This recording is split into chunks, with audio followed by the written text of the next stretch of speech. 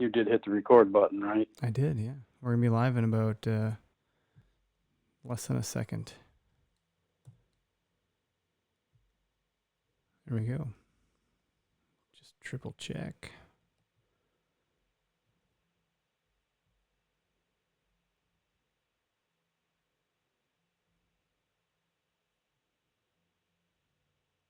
There we go.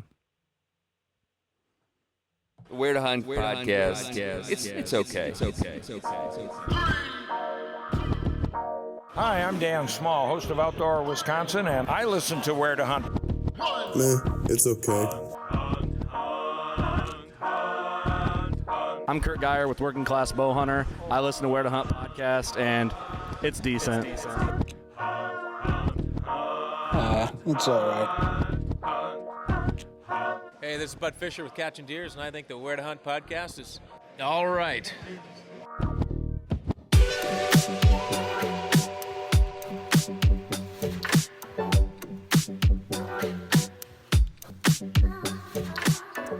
Hey, what's up, everybody? Welcome back to another episode of the Where to Hunt podcast. Today is April 14th, 2020. Hold on, Greg. Hold your horses. Damn it. You totally derailed me, you son of a gun. You muzzle me all the time. Come on. The one time, no. Well, this is the podcast that connects public land hunting enthusiasts, a.k.a. the okayest podcast in the Midwest. I'm Eric, and... I'm Greg. There we go. Greg, how you doing, buddy? Doing good. Surviving another week of social distancing and kind of working from home. I'm back and forth between work and home as of late with some projects, but we're surviving. All right. Survival is key. A lot of people are in survival mode. Some people don't know that anything has happened around them. It hasn't changed their life one bit, and there's a wide spectrum of how this is all impacting everybody, but to each his own, I suppose. It's an interesting world. This is a new time in history. Better be safe than sorry. I've been drinking a shit ton of coffee. Yeah. Which is great for the backwoods grind, what kind fellas. Of coffee? Backwoods grind coffee. There you go. You know that every batch they do is different than the last batch? Yeah, I think I did see just recently that they posted something about they roast in small batches. So definitely going to be different. They said it's an art. Time. They said, based on how they tweak the temperature, the time frame, or whatever, it's not an auto roaster or whatever that would be called. But the result, consistent quality is what I would say. I might even say that they've gotten better over time. It's really good stuff. So if you want to, see what we're talking about, we don't need to talk about coffee the whole time, but we are drinking a shit ton of it here in my house, crap ton of it. And you can head over to backwoodsgrind.com, enter in code W2H, and you can save yourself 10%. I think that's pretty neat. I was on lunch doing some mulch, loading up my truck bed to bring a load to the backyard, and I was like, well, I could just wear regular shoes, but then I'd probably get a bunch of mulch in my shoes, so I put on my gum leafs. And I don't know, Greg, what do you know about Gum Leaf USA?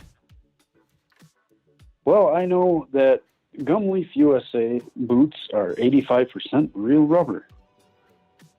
How's that?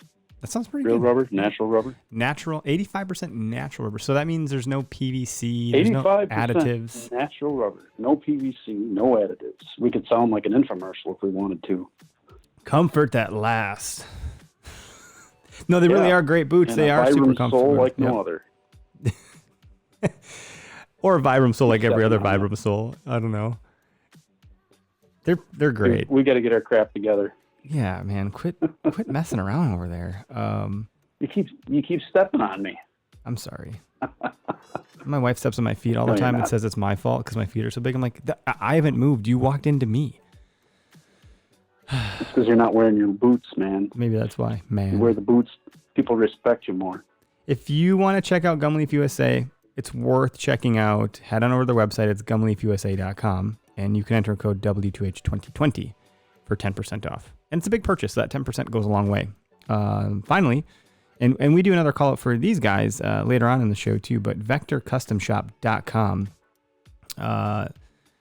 Well, I was just talking with these guys today, and they make some really special products. They make arrows built specifically for you and your hunting style, not just your draw length, your draw weight, but do you hunt out of a stand? Do you hunt in the ground? Do you hunt whitetails? Do you hunt elk? They really take the time to get to know you as a consumer and build an arrow just for you. And then it arrives at your doorstep.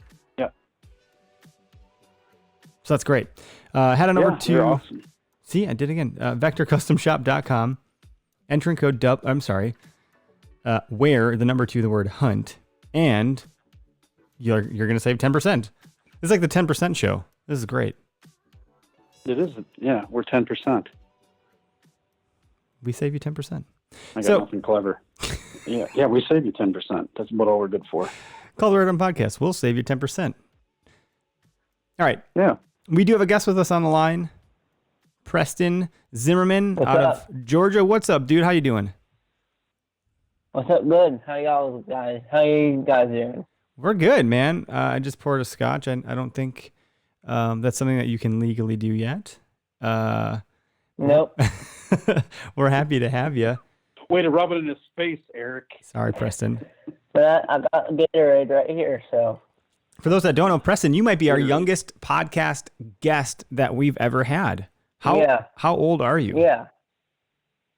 17. Just turned 17 in March. Man, Wow. you're a young Beginning of buck. 17 again. Woo! He is a pup. I love it.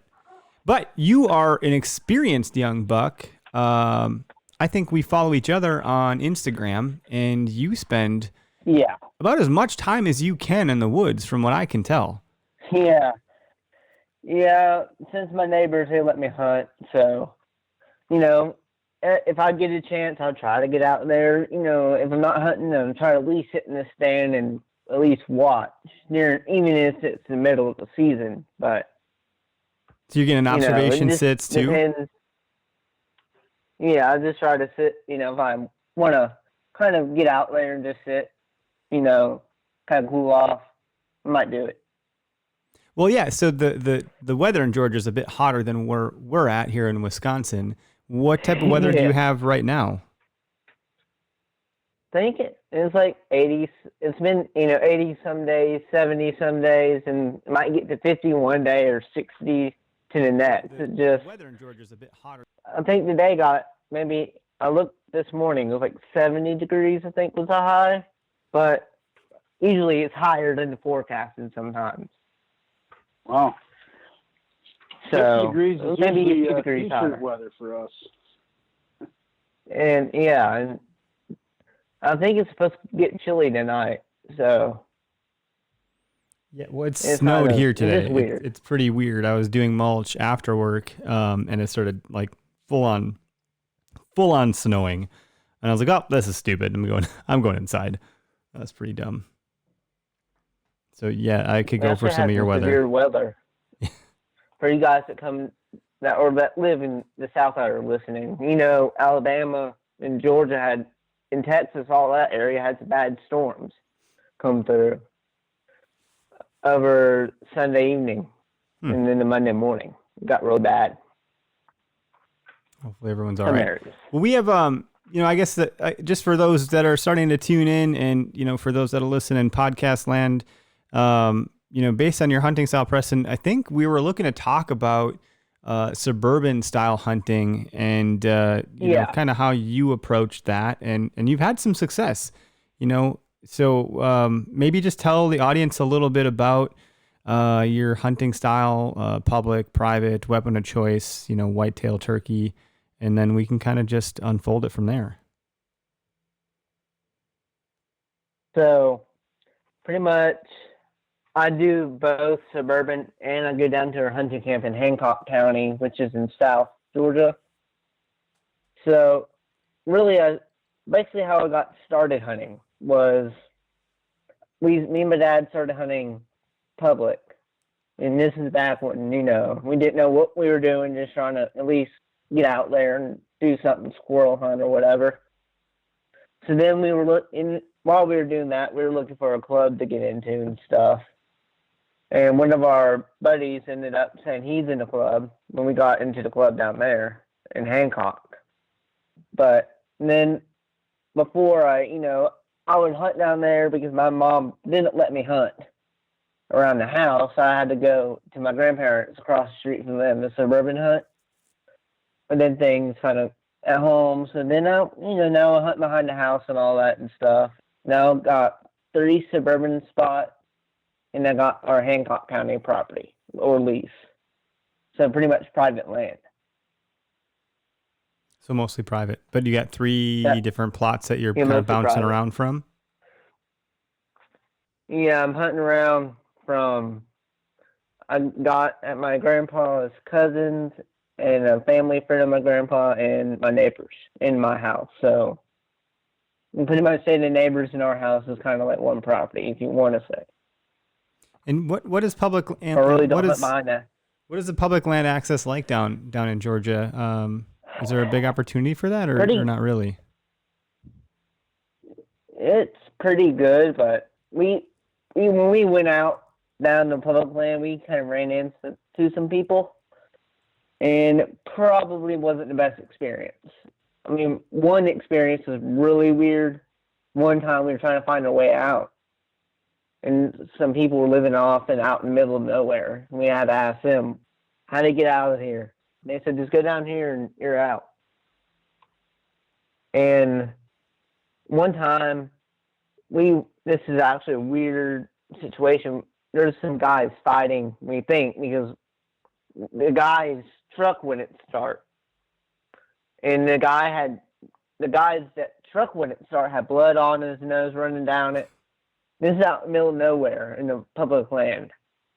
And they had leaves all on each other. It wasn't, you see that and you're saying, this isn't right.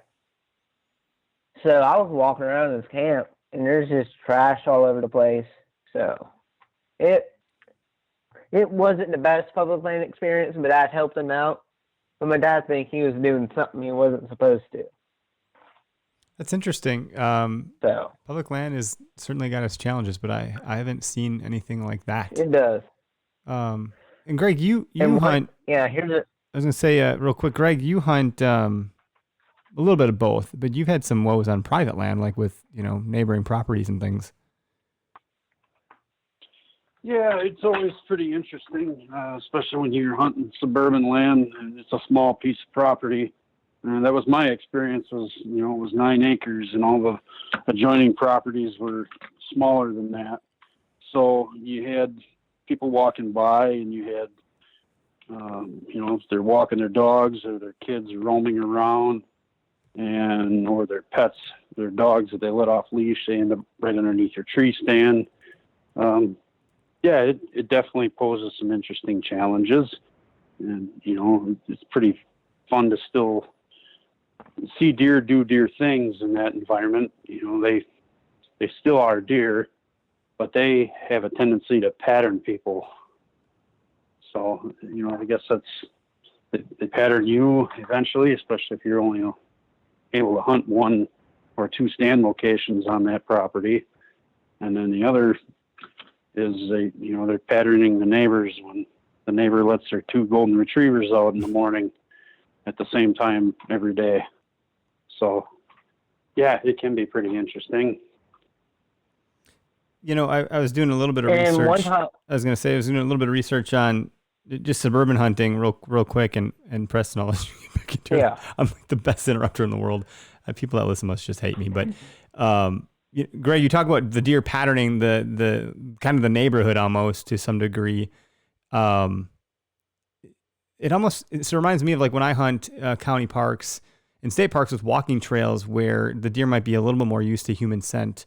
How do you deal with scent control in a suburban setting? Do you care as much? Does it matter as much? What types of tactics do you do with that? I know my buddies from Seek One, they say scent is a thing where they hunt. I think when you first start out, it may not be, because once, like the deer that before I started hunting them at my house, this might sound crazy to a lot of you guys, you can get crazy close to them because everybody would feed them and stuff and watch them. So, that would kind of, then once I started hunting them, we're like, wait a minute, this isn't right. So then, they're more skittish of humans now in our area. So I guess you could say, yeah, it might, it may not. This season, it might, I don't know. But especially for those older bucks that come off the river, I'm sure they do pay attention to scent.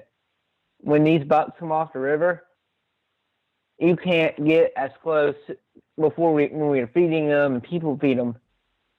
You could get close to all the does, like the neighborhood does that would come by every day. But the bucks that come off the river in the rut, you could not get but maybe 50 yards from them at the most, because they're really aware of humans. So that's good. I'm done. So no, and that's good. It's good. I would imagine the more mature ones, right? They a little more cognizant of what's going on around them. I just think that people are having bonfires or whatnot, or hanging laundry to dry. That the human scent might be, I don't know. I guess if it's in their bedroom, right, then it's gonna matter more. But yeah, trying to use some of that stuff to your advantage. But you say they're coming off the river. What do they like for food sources in a suburban setting? What, I don't know. I have birds. Well, I have birds. I have deer that come to my bird feeder like daily, right? They're on this little routine and pattern of hitting up all the houses for bird seed and whatever we have out. I gotta imagine it's different than like the local cornfield or something. It's really different. So have you ever seen a deer eat a rose bush? I guess I haven't. Greg, have you? Yeah, they like a lot of different plants, and that's part of what got me my permission. But we're not here to talk about my permission when I did urban hunt. We're talking to Preston here. But yeah, they like a lot of different things. Well, we never seen them eat a rose bush for many years here behind our house. And all of a sudden, they started eating the heck out of the rose bush. They would eat all these deer-resistant plants. And it's like, because there's almost no food in our area. So, we would put out corn for them. But now, I run feeders sometimes, just kind of give them a little something to eat. But it's all closed like the areas that have woods, closed canopy, almost nothing on the ground. Any vegetation, they could eat yards and flowers and stuff, or what people put out for them, and that's all they got. Yeah, the general browse that they might have. Up here, we have to pay very close attention to food sources, to know where they're bedding and then where they're going to get their food. And in a rural setting, that's a bit different than if they're just going to the local neighborhood feeder. So patterning is maybe trickier in a rural setting, but it sounds like, do you have some of the deer in your neighborhood pattern pretty well, would you think, or? As of last season, when I first started hunting it, and maybe middle, right when I stopped, right when the season started to tail off, if you don't have feeders or any type of food in the area around, they're not going to come as much. But like they'd be like on the 5 o'clock schedule, so every day they'll be here at 5. I notice every day they're going to hit this area about 5 to 6. It'll be like that every day. So they just make a loop around the whole area that they arrange basically. And when I shot the buck opening weekend, it was this bachelor group was making a rounds maybe every few days about the same time. So it's like every Sunday or Tuesday or Thursday, one of the 2 T days of the week, they'll come by, and then every Sunday they'll come by. And so I pretty much knew Sunday or one of the Tuesday or Thursday, whichever day it was going to be my best day to get him the biggest buck out of the group. And you got a good looking buck. Was it last season? Yeah, that was last season. How did that one go? How did that one go down? What? How did you get him? Well, I with my bow, and because it's bow only in the suburban areas, so I was, sitting up in the tree. There's all the trees. There's no cover around them. And the younger buck, the smallest young buck, was walking around and stuff, and right in front of me. And then the older, bigger deer were probably 30, 35 yards away, and they would not come any closer. They just had me pinned and looking at me the whole time. So and one buck had velvet right up into the opener. So I was hoping, if the buck still had velvet, September 15th is really late to have a buck on velvet. So we were like, okay, if he still has velvet, if I see him again, I'm going to shoot him over the biggest deer. That's just not heard of, really. That's kind of cool. I've never had a shot that early in the season for a velvet buck. Greg, I don't know if you have. I haven't seen any in the woods that have had velvet. No. That'd be pretty cool. Our season is not around here. Pretty early. Ours is too. Ours is middle of September. I mean, it's earlier than quite a few of the states around, but it's not as early as out west in some cases where they're allowed to hunt them in August already. I had a buddy call me 2 days ago that said he saw a doe across. This is nearby, my neck of the woods, off of Highway 16 in between Delafield and Heartland. He saw a doe cross 16, and then he saw a nice sized buck with his rack still on. So it was 2 days ago, April 12th. Does that seem weird? Yeah, I had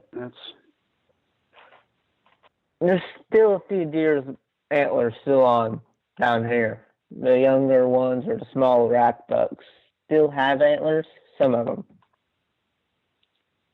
Yeah, I don't know what I don't know. I know that's maybe that's an outlier. I'm not sure, but I know there's other, environmental conditions that play into that. We didn't have that harsh of a winter here in Wisconsin. I would like to say another public land experience. Yeah, go ahead. We were turkey hunting up in the mountains, and this is up in the far north Georgia, and this is it's called the Cohota Wilderness, and there's a lake at the top of the mountain. I think it's the highest elevated lake in our state, and the hills are just straight up. And they had a bike race going on, opening week in the turkey season. And when the bikers were going down the hill and the gravel, it sounded like cars going down the road. It was crazy. And we're not going to see anything. There's just all this ruckus going down the road. And then we stopped. We were eating a turkey sandwich, we were eating lunch. And they're pushing their bikes up the mountain. And they're like, you guys had the right idea. It was pretty funny. Then we come off the public land, a few miles down the road. There's a whole flock of turkeys out in this valley. It's like, okay, you're going to be off the mountain and not up there where we were. But we heard people, they pack in and pack out of this place. It's hilly country, it's steep. People pack in and pack out. And the thing I don't agree with our state, what they have to do, you cannot get a bear on site. You have to pack the bear out whole because you have to weigh the bear at a weighing station. Really? How many people are hunting bear out there? So you're going to tell me you're going to carry a couple 1,000-pound animal out, and you can't have the game cart. I don't think you're allowed to have the game cart. I'm not sure about that. I know you can't have ATVs, but you're going to tell me you're going to pack a whole bear over mountains to this place.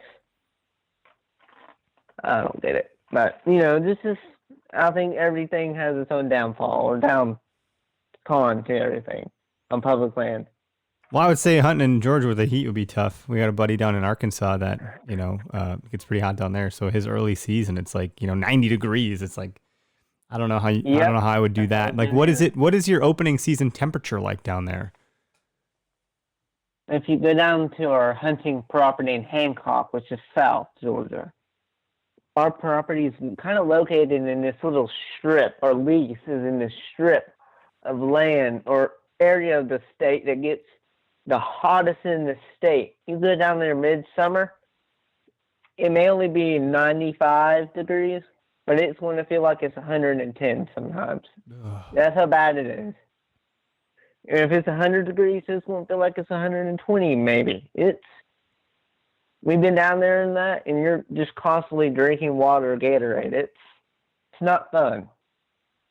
No, that's a whole Opening different day, ball game, man. I mean, Yeah. Oh man. Although Opening day, it can get up to 95. It's been 95, I think, opening day before. So it's opening weekend. And then, have you ever gotten a deer on the opener in those hot temps? Nope, almost. Almost missed a doe with. Actually, yes, this was in Gwinnett, but down there, no, I missed the doe. It was in the morning. I would struggle. And it was my first time ever drawing the back on a deer with a bow. But I think the hottest it was a weekend after. There was the second weekend of the second week of season, and I shot a doe. Gwinnett. That's hot, man. And we're back. Yeah, Greg dropped off for a second. In the suburban area. Greg, what happened? Right. Do you go to a bad cell spot in your house or what? Who, me? Greg did. You there, Greg? Man, he's having some cell phone problems, I think. That's okay. If you're there, Greg, you can talk. No? Maybe I'll just try to get him back on one more time here. Sorry about that. All right. Anywho, I hunt early season, but it's a challenge. I really hate mosquitoes like a lot, more than your average bear. And when it's that hot, it's like when you get a deer, I feel like you have to deal with the meat really fast, and then you got to obviously get some ice bags and pack that in there. But that's a different type of challenge. Yeah, and the ticks, right? One in the cow pastures, one's overgrown and one's kind of overgrown, and it's got some tall weeds growing. One they keep cows on, one they don't. That's why. With Leffy, North America. Oh boy. I'm not able to take your phone call right now. If you leave your name and number, I'll get back to you. All right, Greg's having some phone issues. Sorry about that. Sorry, everybody. Sorry, Preston. Anyways, no, that's fine. So anyways, the ticks where I hunt, it's bad. This overgrown hayfield. Sometimes I pull off maybe 5 ticks crawling at me. How many? Did you say 75? I went down there today. Did you say 75 ticks? 5? Okay. No, just 5. Oh my God. It depends on the day, but it gets bad in these hayfields. And, I went down there today, didn't find any, but I had to go check on some cameras and stuff like that. How many cameras are you running? On there's a road that divides the property. So I run 2 on the other. It's about 100 acres, a little over 100, maybe about 80 on the other side. So I know the other half got 2, and I got 1 right now. Then I got 1 on my smaller properties that are only about 1 acre. Do you have any strategy behind trail cams, or you do anything in particular with those? If you're on private land, you don't got to worry about theft, hopefully. Yeah, kind of. In the suburbs, you kind of do. Got to worry about people stealing them. Got a picture of a trespasser. I mean, the property wasn't posted, the field, but we're probably going to have to post it just because he was walking on the fence line. And all that. So we more than likely want to post it here soon, just to make sure if people do trespass, we can, take care of it. Not even let the landowner know that he had a trespasser and all that. So you're notifying the landowner, hey guys, I think you might have a trespasser, someone accessing the property that's not me. Yeah, and I got a trail cam picture of him. He walks by, comes back 20 minutes later, does something with the camera. I don't know what he was doing. It was really weird. But I never got a frontal face view of him. His face was like off to the side. So you knew it was there. And then he had his girlfriend or whatever with him walking. To make it even worse, he had a pistol on him. So. Oh, great. I haven't been down there since really since that picture. So I went down there today just to make sure nothing got stolen since that incident with the picture. Crap, man. So, I just, I don't want to have to run into him, not knowing what he's going to do. Because I can't legally carry, so, Yeah, it's kind of sketchy. That's kind of weird. What are you doing for turkey season? What's your turkey season like down there? When does that kick off? What are you going to hunt? We're trying to get down this weekend or sometime this week. We went out opening weekend. They wouldn't cooperate. We heard a bunch of hens on Saturday opening day. Sunday they were gobbling a lot more. And they just wouldn't come in across the property line. There was a chance it would have been across creek. How many acres is the property you're hunting?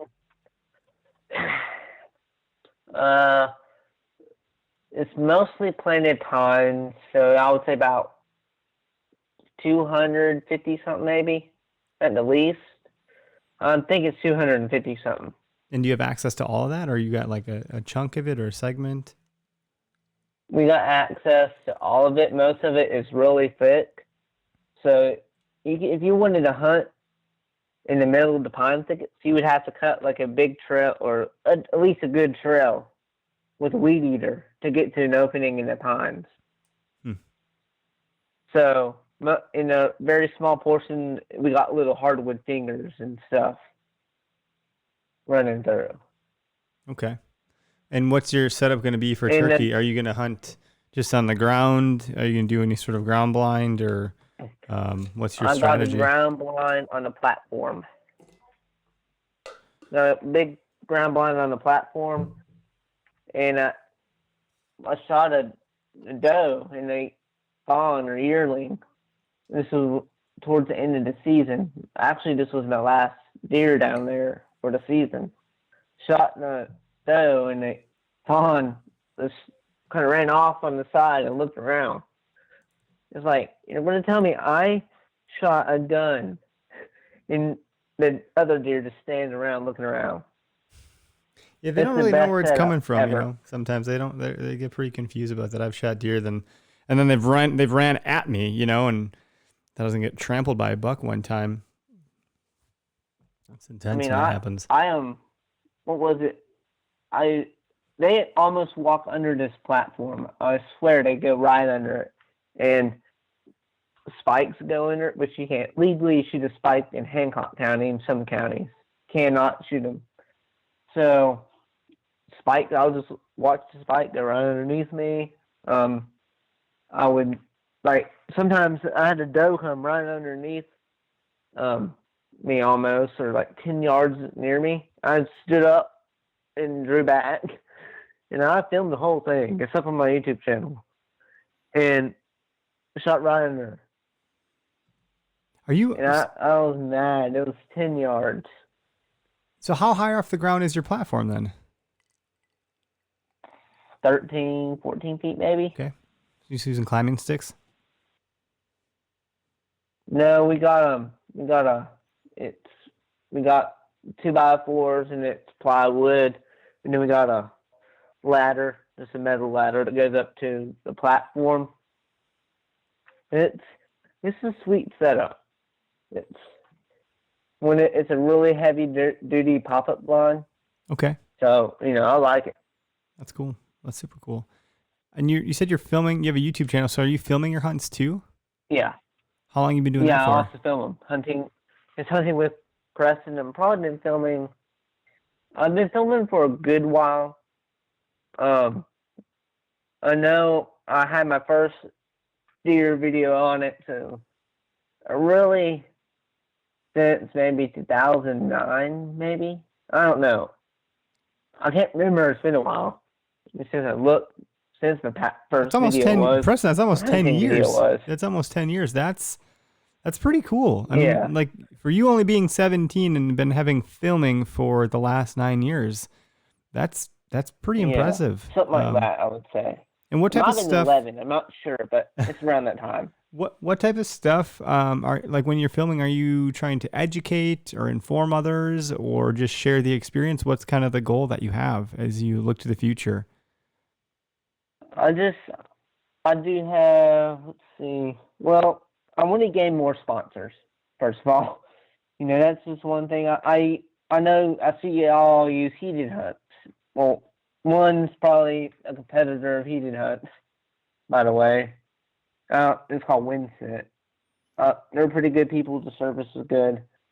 One of my favorite sponsors or partners I have is Antler Grow. It's just a micronutrition mineral spray. You mix it with water and you spray it on natural browse and food plots. And the other is Fourth Arrow, the Fourth Arrow camera arms and stuff like that. Then my little company I started, and that's it. Well, that's good. That's a good lineup. I don't know if heated hunts are a competitor or not. I know they just kind of heat up like a heated hunt, like a heated scent dispenser, so you can put any urine on there and it just heats it up. Yeah, it's vapor. But it's a vapor scent thing. That's cool. I mean, when you think about getting more sponsors, the way. Yeah. I mean, not that it matters, but there should be more to it than that. As long as you're putting something of substance and value out for folks. And all that too. Yeah. I'm looking for more subscribers. 153 right now. It fluctuates sometimes. I also do a little bit of fishing, metal detecting. A little bit of other stuff in there too, but mainly hunting and fishing. Yeah. That's cool. What type are you doing fishing with magnets or when you do metal detecting, you ever do the magnet ones? Some of that too, but I do bass fishing, trout fishing. Nice. A little bit of salt water. As I say, you got gators down there? You got to worry about that ever? No. I mean, down in Hancock, there's some just south of us, but, nothing really. Up north. It's a relief. Yeah, geographically challenged here. Are you close to the Florida line in Georgia, or where in Georgia are you? Augusta. Okay. Kind of, I don't know if it's near Augusta. So our property in the south is near Augusta. It's awesome. And everything you learned from suburban hunt. Oh, go ahead. I suburban hunt about 20 miles away from Atlanta, so we're right outside Atlanta. It's definitely a different style. Like I said, I was trying to do a little bit more research, and it seems like you've gotten off to a pretty strong start with the suburban hunting in terms of getting permission to hunt private properties. Some of the first few things I was reading online are like do some scouting from the car or the truck, talk to people, and then ask often for permission, because in a suburban setting, like, all you really might have is that private access. And so the fact that you got 3 properties you can bounce around to, that's a pretty strong start. Are you good with those 3 properties for a little while, or are you going to keep asking for more access to other areas? I'm going to ask for more. My dad's like, just stick with what you got for now. Maybe later expand. But I know one of my buddies on the internet, Lee Ellis, which is Sequel Productions guy, and his buddy, Lee Ellis, he would go knock on maybe 50 doors a day in the neighborhood and get maybe 40 no's and 10 yeses. It depends on the day. That's pretty hardcore. And it's funny. Sometimes he might get, almost all yeses. It's just they his buddy Drew says sometimes he just works his magic right and he gets the permission. He's a good guy. Met him once at the GON Outdoor Blast, which if you're ever in the Georgia area, they may not do it this year. I don't know with all this virus, but just every last weekend in July, they have a little outdoor blast show. So it's in July. So yeah, it's gonna be kind of close. Hard to know. Yeah, and in one year, the year I met Lee at the GON, he entered one of his deer.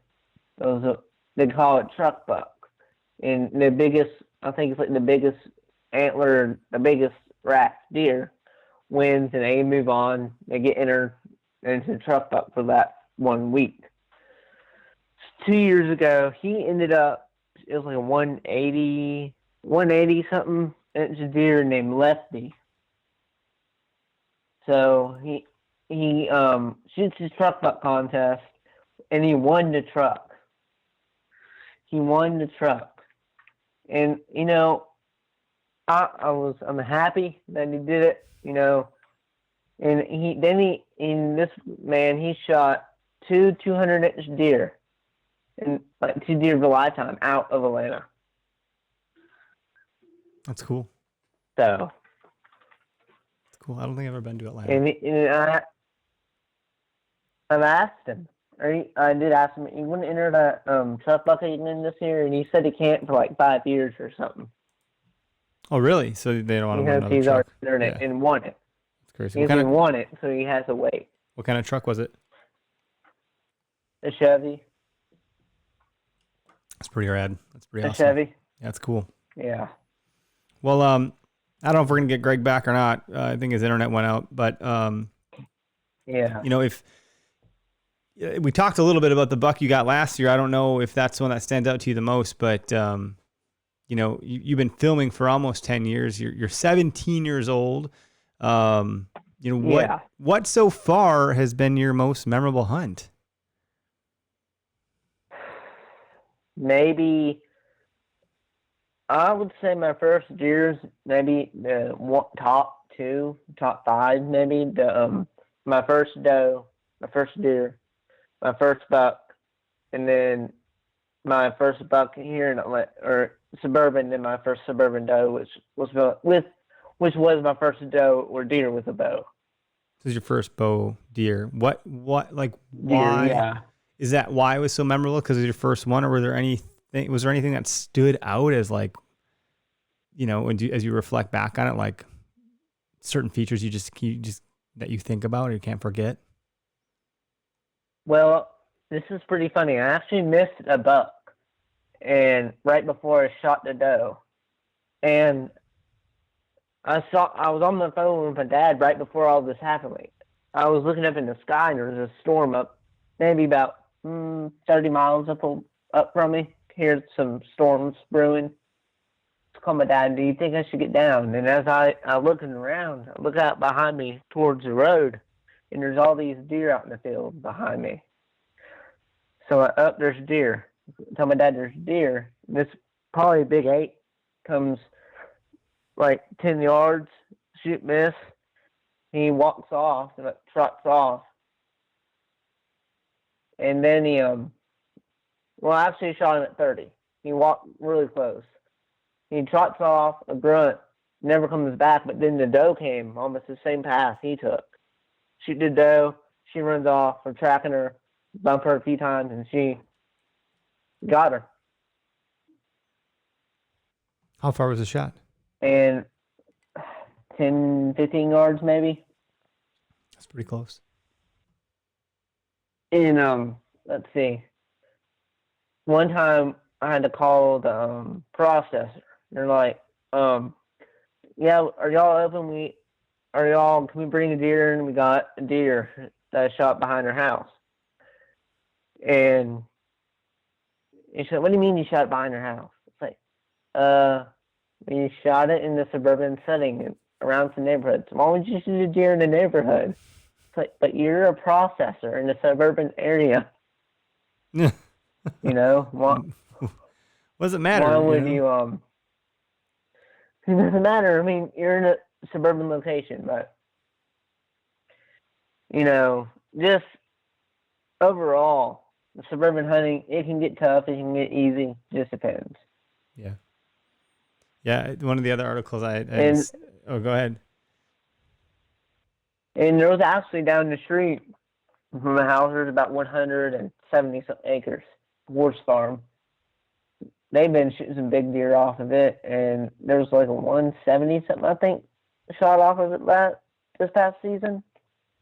The landowner sent me a picture of it. It was a big deer. The mass on it was awesome. It had a big mass, and Lee Ellis from Seek One was actually after that deer 5 miles away from where it was shot. Damn. It's crazy. They travel 7 miles sometimes. Lee Ellis would say he had pictures of the same deer in one night. 7 miles away, he'd get the first picture. 7 miles later, he'd get the same picture of the same buck in the night. Like 24 hours. He'd get the same buck. And was locations. that during the rut or? Probably. He just says these deer, they get in these like fingers of hardwoods, and they'll just kind of run them. And see, all these woods are kind of connected, so they can, just kind of, their home range is kind of, I don't know how to explain it. It's kind of weird. Like, they travel a lot, and you don't realize it. I've had a picture of a deer. I put a camera up in the sewer line one time, just for the heck of it, Mm-hmm. And I had a picture of one of my deer 400 yards away. Yeah, I know. Where I was hunting. I've heard 2 miles is like, pushing it, and a half mile, from their core area. But I know during the rut, like, everything kind of changes. It's kind of why I was asking. I wasn't sure. I wonder when that was. But,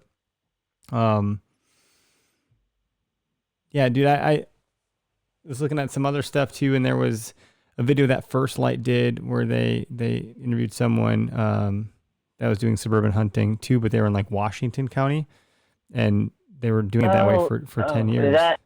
Is that Washington, D.C.? Yeah, yep. Oh, I know. He has a YouTube channel called Hunt Urban. Okay, yeah, I might have seen that one. That's okay. It's just a totally different style. Like, there's some of that going on around here. It's something that going on all over the place. It's just a different methodology. A lot of the same rules and things apply, but there's a couple nuances to it that differ from even like, here in Wisconsin, I can hunt southern farmland zone, and then there's urban hunting that I could maybe try to get away with in our local area. But then if you head up north into the North Woods, that's a totally different hunting style. So even in just our state, there's 3 different types of, or maybe even 4 different types of, populations of deer hunting that you could do. And you're going to get varying degrees of difference and strategies and tactics that, are going to apply in some places, but not in others. Right now, I'm shooting for, I was trying to change this real quick. My dad's like, you need to kind of up your game. I want to, he says any deer needs to be 150 plus, because the last year I shot was like 110. So really, up here, since we get 2 bucks, I don't know if this will still be like that in this coming season. You never know. Yeah. Well, I want to do like break it up. Sometimes I like to break it up. 1 here and 1 down south, and still 150 apiece. That's how it was for my second buck of the season, which you never got. But how many takes? How many buck takes do you get? How many doe takes do you get per season down there? It's crazy. You got 10 does and 2 bucks. It's outrageous. You get 10 doe tags down here. Yeah, 10 does. And is that so? The way we do it, you get a gun buck and an archery buck. No. So how does it look down there for you guys? What is that like?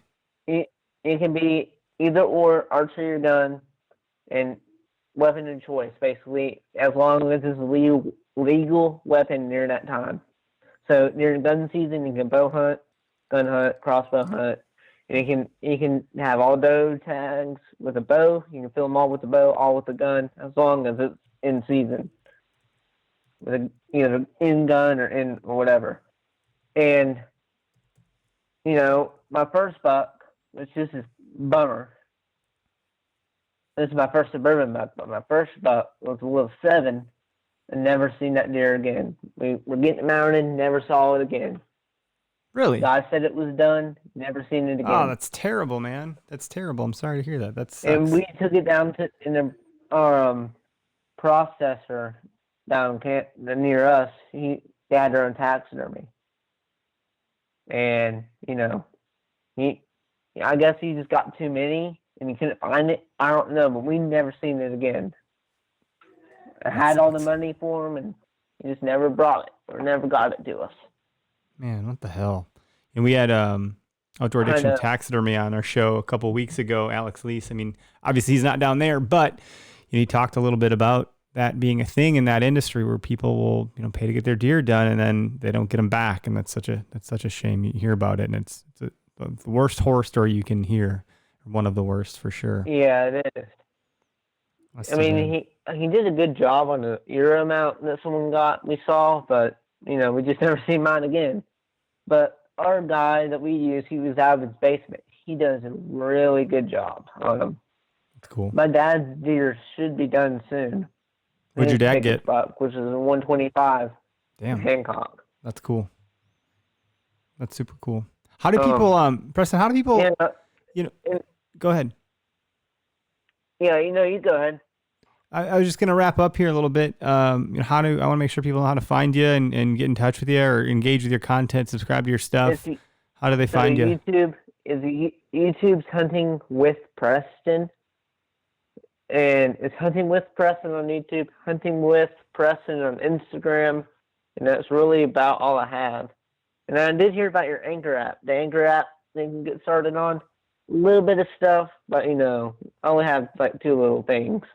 Yeah, it's fun. It's a good place to produce content. Like I said, we try to really inform people and educate and share stories and all that good stuff and have a community of folks that like to come back. And I'll say, we got a few minutes left here in the show. If anybody watching wants to call in, we'd take a call or two if you have any questions. I also have a turkey call company.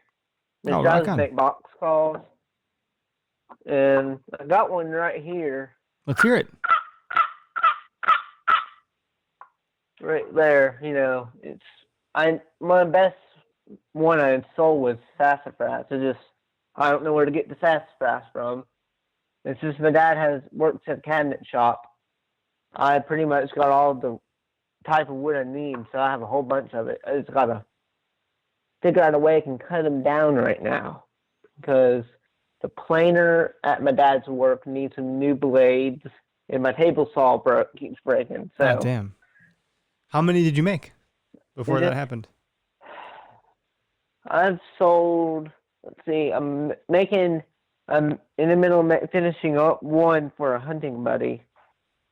And I'm also in the middle, and I'm going to start making one for a customer, my aunt. My aunt does she works for a company and the guy one-on-one, so I'm making one for him. So I made one for a guy, that one of my followers on Instagram, and I also sold one to a friend at school. So that's awesome. It's slowly getting better. You just gotta get it out there. Get the company out there. And what's it called? I'm still HWP Box Calls. I don't have a website yet. But I have an Instagram account, and that's how basically the best way to kind of find out is through Instagram. But, that's how I try to get in touch with people until I get an actual website. Yeah, that's how you found us. I think we connected on Instagram, and I think you've listened to the show for a little bit, and you said, hey, what about me coming on? And so here we are. It's cool. Yeah. So for everybody listening, go check out Hunting with Preston. Go head over to Instagram or YouTube, see what he's got going on. It's good stuff. I mean, you're a young guy. You're a young buck, young pup, whatever you want to call it. You got lots of years to learn and grow and do, and you're doing great for where you're at, man. That's exciting. When do you graduate from high school? Yeah, my Kind of last year was hard for me and ended up passing a lot of classes. I was supposed to graduate in 2022. So right now you can consider me a 10th grader, but consider me a 9th grader. But, actually, and I had to get in those kindergarten. I had to take an extra year of kindergarten because sometimes people don't fully develop. So I just got an extra year. It's called K6, and it was at a private school. Nice. And so technically I should be in 11th grade. Theoretically, I should be in 11th. So you got a couple more years to go. Yep. That's good stuff, man. Well, I know it's kind of challenging right now with everything going on, but hopefully some folks follow along and. Yeah, and the one thing about my turkey calls, I'm still kind of in that little experimenting phase. Okay, I can do this, but I'm trying to find out what's working best. Kind of sell them, get people's feedback. If they have recommendations to change something, that's what I want to do. That's great. But, that's a good way to do it. You want to get that feedback. Yeah, and it's another way. Like, you gotta make sure everything's perfect on these calls. Like every side has to be equal, pretty much. So. Oh, fun, man. That's cool. Well, thanks for joining anybody us. wants to call in, they can. Yeah, I didn't see anybody call through. There's a couple people still watching. Chris Johnson, our buddy, just had me finish the drink that I had. He's on duty right now, so big shout out to Chris. Thanks for serving our country, buddy. And I don't know who the other few people are that are in here. I can only see Chris. But there's a few more in. My uncle's a fireman for Clark County, Athens, which Clark County is where UGA is, Athens, Georgia. And actually, 7 of the guys in the fire department came up with coronavirus symptoms. My uncle was one of them that never had the symptoms yet. Well, hopefully he stays safe, man. That's